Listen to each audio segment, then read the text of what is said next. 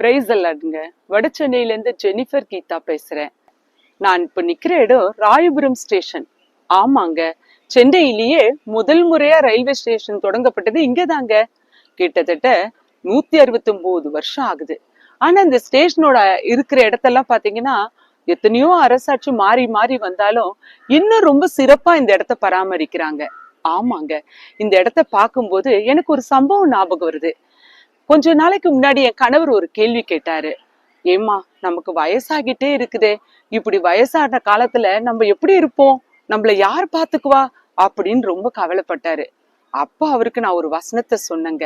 அவர்கள் முதிர் வயதிலும் கனித்தந்து புஷ்டியும் பசுமையுமா இருப்பார்கள் என்று வேதத்துல இருக்குதுங்க. சங்கீதம் 92:15 அந்த வார்த்தையை அவரோட நான் பேசினேன்.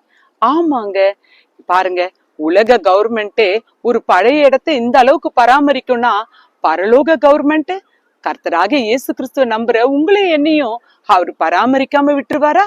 God bless you all.